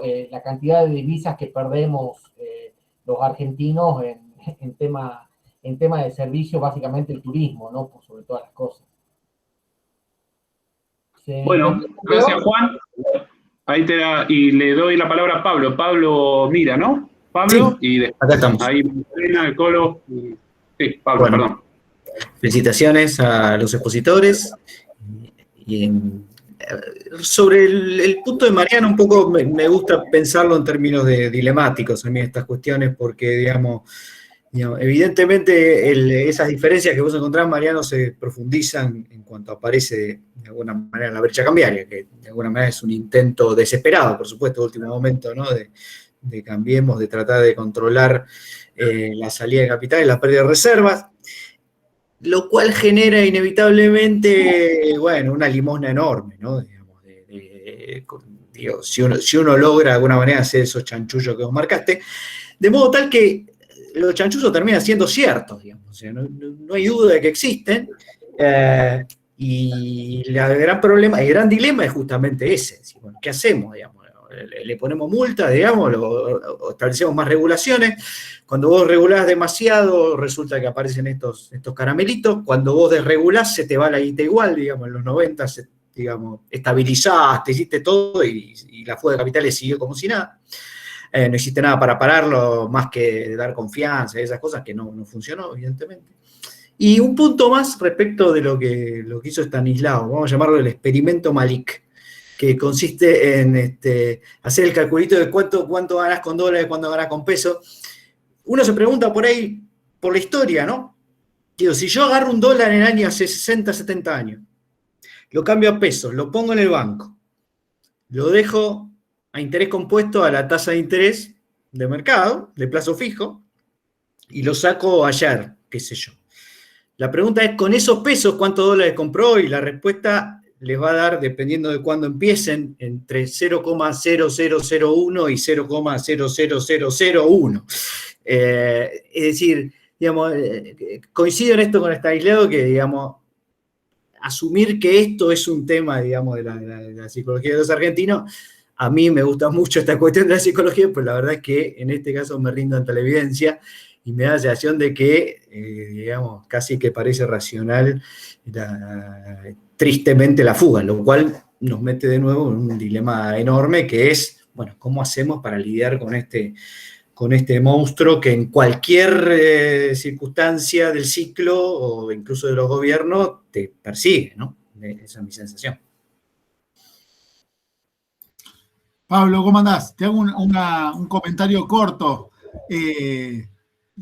Lo que yo mostré es que hay un periodo de anormalidad grosera en donde se acumulan desbalances de manera fenomenal, y otro, si querés, pero vos fíjate que incluso con regulaciones chuecas, vamos a ponerle, el problema de que te adelanten pagos o que cancelen anticipadamente o lo que fuera, te agrava, digamos, ¿no? Entonces, pero en ambos casos, fíjate que hubo un periodo también, incluso con regulaciones de capitales, o con cepos también chuecos, digamos, ¿no? Como fue 2011 posterior, en donde ese problema no existía.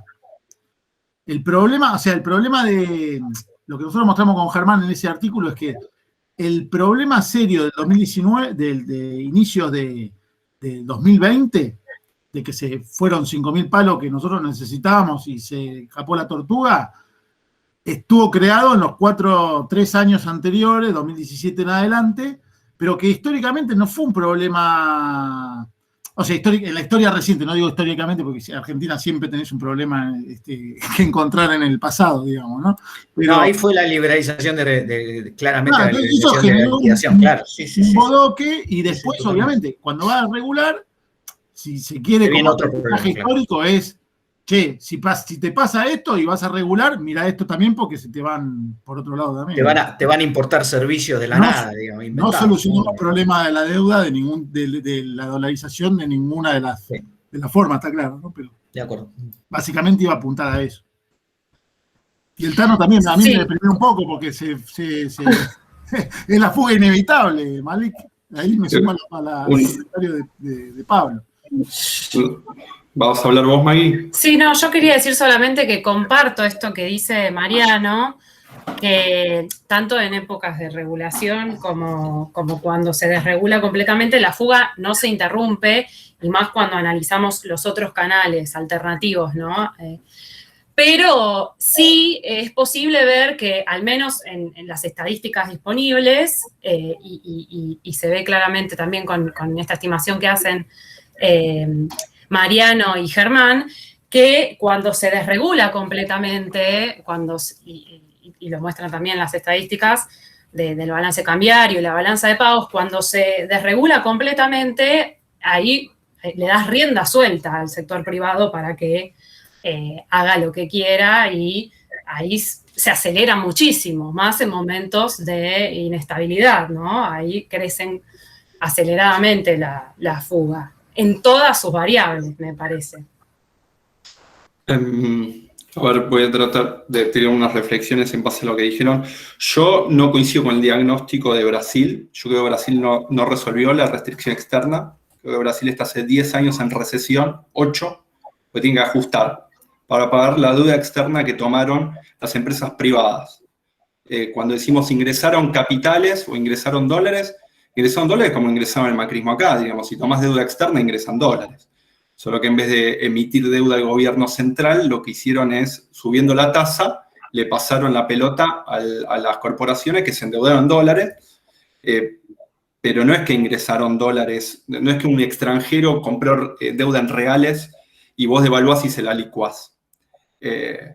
La realidad es que subieron la tasa, un ciclo de endeudamiento de esas compañías, y ahora están todas apalancadas hasta la manija, ya no le prestan nada más, y están hace 8 años haciendo ajuste para ver cómo pueden hacer para afrontar eso.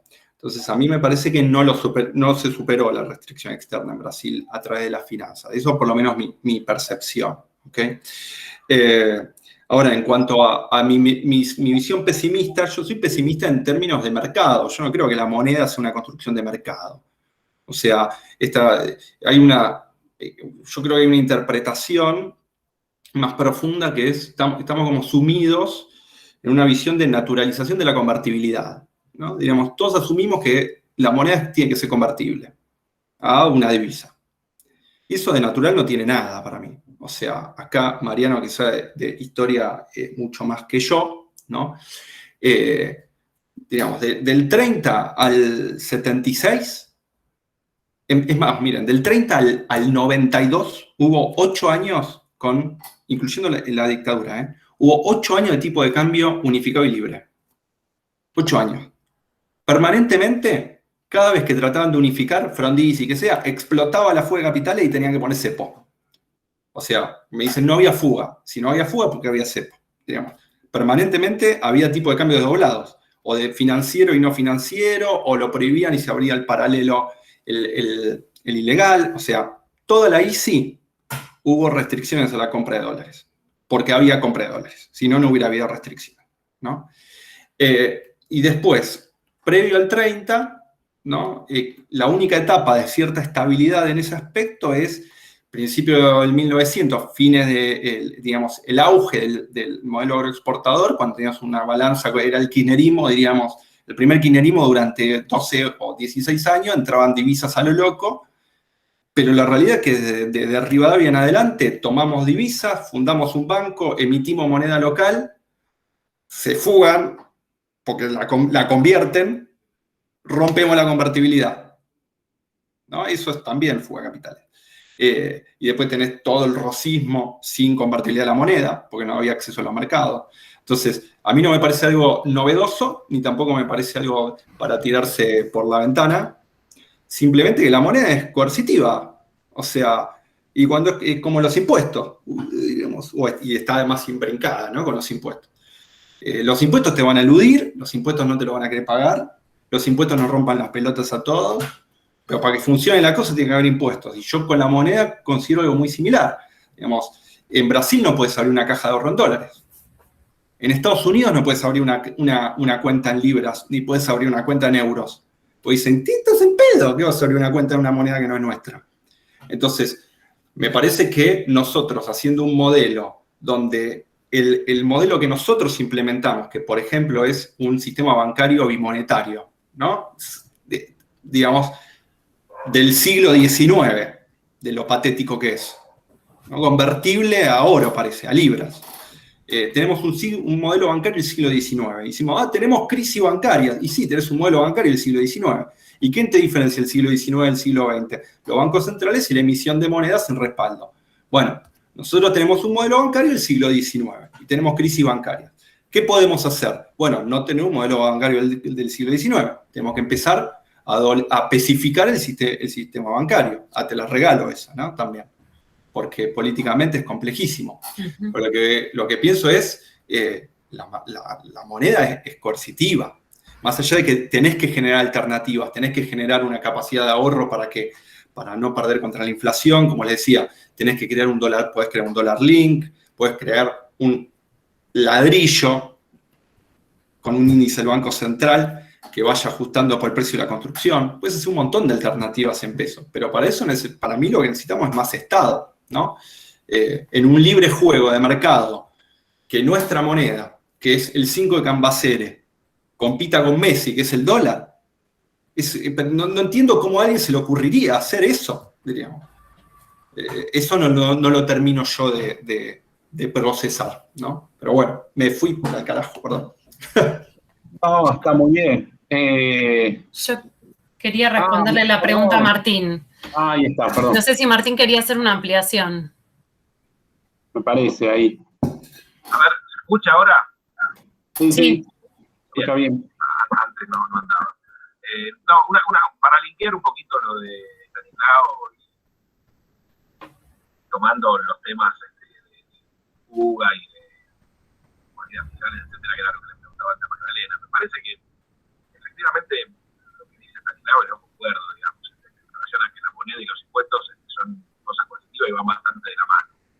Como formación de activos en el exterior, en la Argentina hubo siempre más o menos, con más o menos restricciones, por supuesto no son los mismos los volúmenes con nulas restricciones como con el macrismo que antes, cuando había restricciones, pero siempre hubo formación de activos en el exterior,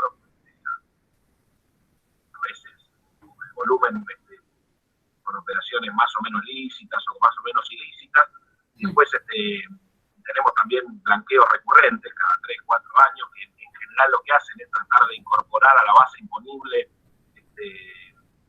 a la base tributaria de algunos impuestos, como viene personal, y parte de eso que está blanqueado en el exterior, que en el caso después de si la política tributaria es más o menos inteligente, creo que en eso el gobierno acertó en traer las alícuotas de bienes personales a fines del 2019, y tuviste el año pasado, aún con una crisis fenomenal y con una caída del producto enorme, el impuesto al bienes personal recaudó 7 veces más de lo que venía recaudando, porque tomaste la base tributaria del blanqueo de Macri. Digo, pero más allá de eso, por eso a mí me parece que la discusión es una discusión global. Por eso preguntaba lo de la guarida fiscal, que es un especialista en estudios anatómicos hace años, y esto se ve alguna posibilidad de eso, porque si efectivamente no hay una decisión a nivel global, de los países centrales, etcétera, de ponerle un límite a eso, lo que se puede hacer en materia de restricción, entre comillas, en Argentina va a ser muy aún con un gobierno nacional, popular, etcétera, va a ser muy limitado. Por eso trataba de linkear esta cuestión. Gracias, Martín. Sí, mira, yo tengo una mirada muy crítica sobre esto que se acordó en el G7, que tiene que ver con el pilar 1 y el pilar 2 de la OCDE, ¿no? Yo tengo una posición crítica, primero porque surge el G7, que son las naciones más ricas, y segundo que estos temas se están discutiendo en el ámbito de la OCDE y ya la OCDE también representa a los países más poderosos, porque son los países miembros, y la Argentina y los países periféricos tienen un rol colateral, no tan importante, ¿no? Y este avance, esta medida se basa en dos cosas. Por un lado, un impuesto adicional que se aplicaría a las empresas multinacionales más grandes, y por otro lado, esta tasa mínima global del 15%, que también, entiendo, sería aplicable solamente para las empresas más grandes. O sea, podría ser que se establezca para las empresas que facturan más de 750 millones de euros consolidados, ¿no? Por lo tanto, depende el marco en el que se establezca. Es una tasa mínima muy baja, muy escasa, porque si vamos a lo que la tasa impositiva corporativa promedio ronda el 25%, no el 15%, por lo tanto, todavía esto deja lugar a la competencia fiscal desleal, si se quiere, y además estamos hablando de que se aplicaría solamente para las empresas más grandes del mundo. Por lo tanto, no aplica a todas las empresas, ¿no? Multinacionales, grupos transnacionalizados. Tiene muchas críticas este acuerdo que se hizo en el marco del G7, además de porque surge desde estas naciones. Hay que ver el mecanismo que utilizan para la redistribución de estos impuestos recuperados, porque probablemente lo que se discute en la OCDE y por ejemplo, las organizaciones más activas en los temas de justicia fiscal critican a la OCDE, tiene que ver con los mecanismos de distribución, ¿no? Que benefician fundamentalmente a los países centrales. En definitiva, esta reforma impositiva podría ser en beneficio de estos grandes, ¿no? De los países centrales, que son quienes reciben la mayor parte de los flujos financieros en el mundo hoy, ¿no? Sí, todo tiene que ver con todo, se vincula mucho con lo que decía Stanislao. Yo creo que lo que sería un avance es que las naciones, los países periféricos, tengan una agenda alternativa e impulsen una agenda desde la perspectiva de los países periféricos, por ejemplo, en espacios como la ONU, que son ámbitos mucho más democráticos y no en el ámbito de la OCDE, por ejemplo. Una buena medida podría ser esa, que desde la ONU los países periféricos tomen la agenda sobre estos temas y impulsen un cambio, un aumento de esta tasa mínima, un cambio en la distribución de estos impuestos, este impuesto adicional puesto a las multinacionales. Lo mismo con lo que discutíamos antes sobre el endeudamiento externo. También ahí sería buenísimo que se retomen las discusiones globales sobre los límites al endeudamiento externo a nivel nacional y, por ejemplo, las discusiones que se dan en el marco de la ONU en materia de reestructuración de deuda y los compromisos también de los organismos multilaterales de crédito, como el FMI, en materia de derechos humanos, ¿no? En el tema de la inmiscusión, de cómo se inmiscuyen en materia de política pública en los estados deudores, ¿no? Por ejemplo. Bueno, hay una cantidad de cosas. Y conectando con lo que decía Pablo, yo creo que es fundamental aumentar las regulaciones, pensar, no creo que el aumento de las regulaciones provoque una aceleración de la fuga, por el contrario, en sus diversas formas, yo creo que es fundamental buscar la manera de regular eficientemente la compra de moneda extranjera, el turismo, los pagos por compras por tarjeta de crédito, por importaciones, la dolarización del mercado inmobiliario. Hay una cantidad de cuestiones que hay que abordar y administrar la utilización de la moneda extranjera en Argentina, pensando que es un bien estratégico, escaso para los países periféricos. Dos cuestiones. Una que me gustaría resaltar, yo no le dediqué estudios, simplemente vi una presentación, una clase que tuve de Nicolás Segolla en el doctorado, comparar países comparables, digamos, con Latinoamérica. Latinoamérica tiene de los menores controles de capitales del planeta, ¿ok? Asia tiene unos controles de capitales en la zamputa, de un indicador del 0 al 1, 0,90 y pico.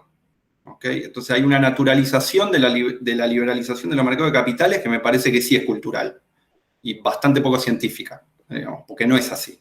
No todo el mundo tiene libre movilidad de capitales, ni todo el mundo tiene la capacidad, digamos, en Brasil, como decía, no puedes abrir una caja de ahorro en dólares. Entonces, hay una naturalización del liberalismo financiero que yo, por lo menos, no lo comparto para nada. Digamos, no creo que sea así, ¿no? Eso por un lado. En el caso de Brasil, yo ahondé bastante, digamos, como el caso de Brasil es conocido, ¿no? Yo leí la tesis de May, a ver si May coincide conmigo. Brasil es el país que menos formación de activos externos tiene en la región, el que más tiene es Chile, con Venezuela, ¿okay? Pero tampoco es que es una bicoca. ¿Okay? Si Argentina tiene el 3,2% del PBI, Brasil tiene el 2,6%. No es que Brasil no existe la formación de activos externos. Tiene una formación de activos externos relevante. ¿Okay? Y cuando vemos el carry trade, a mí personalmente, en términos financieros, que es lo que a mí me trae, el carry trade hay que definirlo. Hay que definir quién toma el pasivo, quién se queda con el activo, ¿okay? Cómo funciona, cómo ingresan los dólares. Porque, insisto, no es lo mismo el carry trade, yo decir, subo las tasas y viene un fondo del exterior. Por ejemplo, acá, de autores que defienden el modelo brasilero, te dicen que Argentina explotó por heterodoxos. Argentina explotó por el discursito que hizo Sturzenegger ¿se acuerdan? Con los otros, no lo hizo Sturzenegger, lo hicieron cuando salieron de las metas de inflación, bueno, se cayeron las expectativas y voló. Y la realidad es que entraron 10.000 millones de dólares de inversiones de cartera en la Argentina, y al mismo periodo se fugaron 47. Entonces, digamos, lo que mantuvo el equilibrio no fue las inversiones de cartera, fue el endeudamiento externo. ¿Okay? En Brasil tenemos un periodo corto de ingreso de cartera, que son unos años, que además no es un ciclo que se da solo en Brasil, también se da en Chile, es regional. ¿Okay? De ingreso de cartera asociado al auge del precio de los commodities, donde se estaban apreciando todas las monedas periféricas y donde tenías unos factores push globalizados de la zamputa. ¿Okay? Y ahí entraron durante unos años fondos a Brasil y fundamentalmente fue apalancamiento de empresas privadas brasileras. Y yo insisto con esto. Me parece muy importante. Porque es el modelo de Martínez de Oz, muchachos.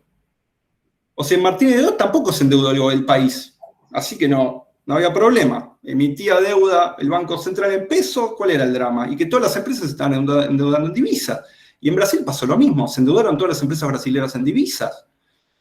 Y vemos que ese ciclo se agotó y no ingresaron más capitales. Hace 6 años que en Brasil no ingresan capitales. Y por eso están haciendo, ahí me ponían, yo coincido correctamente, tiene superávit de cuenta comercial. Tiene superávit de cuenta comercial y eso no significa que no tiene restricción externa. Eso significa que está haciendo ajuste hace 8 años para pagar la deuda que tomó previamente. Digamos, si no Argentina, saben que Argentina en los 80 tuvo, me pueden corregir acá todos los que saben más de historia que yo, tuvo superávit comercial casi siempre. En los 80 no tuvo crisis, entonces no había restricción externa. Claro que había restricción externa. Tenías una deuda impagable y ajustabas sin parar para pagar esa deuda. Entonces, disculpen si no coincido y perdón que medio que me caliento. Pero soy así, perdón. Pero no me pueden decir que no hay restricción externa porque hay superávit comercial. Digamos, hay superávit comercial porque estás ajustando. Entonces, para que no haya restricción externa, vos tenés que poder crecer y hacer una política de demanda que traccione el crecimiento, y ese crecimiento tiene que ir acompañado de las exportaciones o de los ingresos de capital. Pero si yo veo un país que hace 8 años tiene que grabar las importaciones, lo que veo es un país que no crece. ¿Cómo puede ser que, digamos, no hay restricción externa? No entiendo el concepto yo. Bueno, no te enojes, Tano. Comparto totalmente lo que dice el Tano. Yo estudié el caso de Brasil, entre otros casos de América Latina, y es así. Brasil, en el periodo que estudié, que era 2003-2017, tiene niveles de fuga muy elevados, de formación de activos externos, ¿no? Pero eso lo sostiene con un nivel de endeudamiento exacerbado que llegó a alcanzar el stock de deuda, 700.000 millones de dólares, un monto impresionante, y que, bueno, a Brasil va a tener que pagar las consecuencias de ese stock de deuda fenomenal, claramente, sin duda.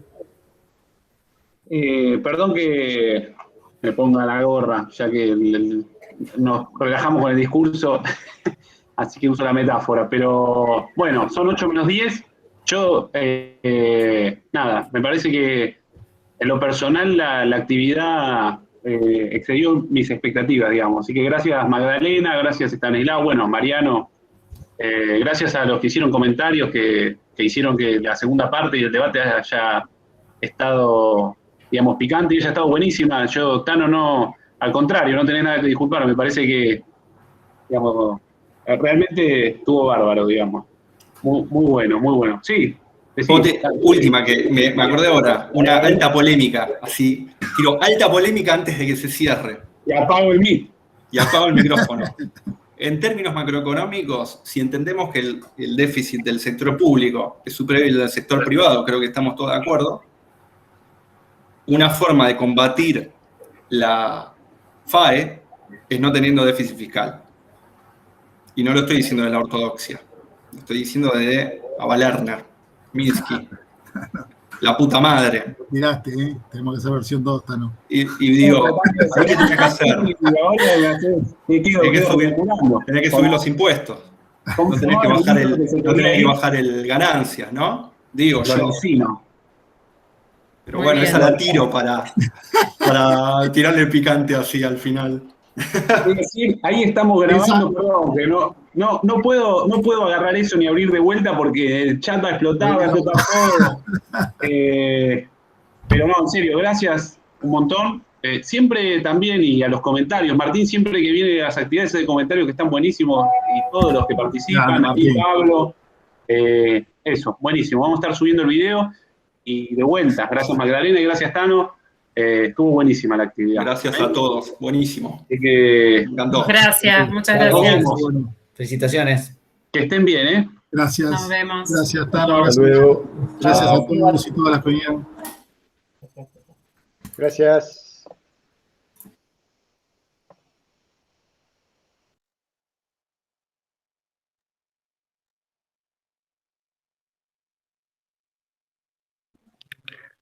Mariano,